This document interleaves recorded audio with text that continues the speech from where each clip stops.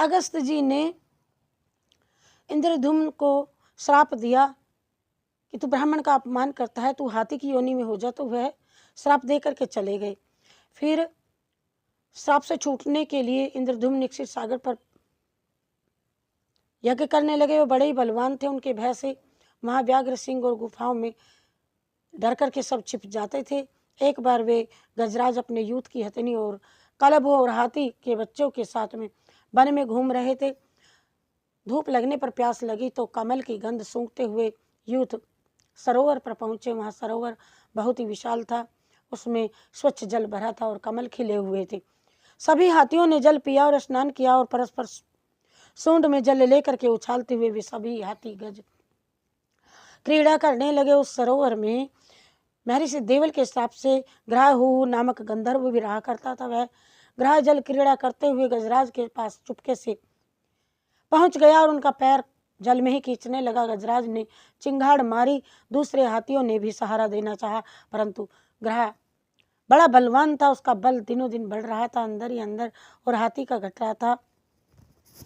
हाथी शीघ्र थक गया और कभी किनारे ले आता तो कभी जल के अंदर ज़्यादा गहरे में ले जाता ग्राह उनको।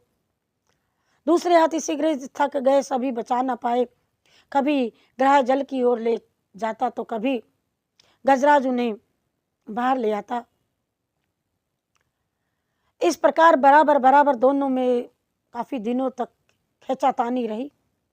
गजराज में हजारों हाथियों का बल था, पर वह घटता जाता था, वे थकते जाते थे। ग्राह तो जल का प्राणी था,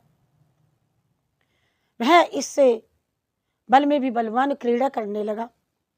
जब ग्राह के द्वारा खींचे जाते गजेंद्र बिल्कुल थक गए, उन्हें लगा कि अब मैं डूब जाऊंगा, मर जाऊंगा।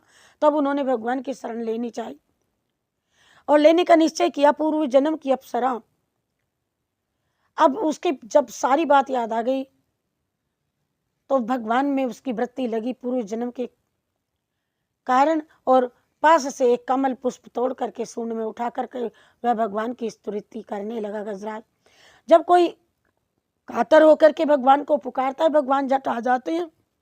द्रौपदी ने पुकारा, आ गए। वीरा ने पुकारा, आ गए। जितने भी भक्तों ने पुकारा, हरि बल्लभ के भगवान के प्रिय भक्तों ने, तुरंत निखिल गुरु भगवान आ गए।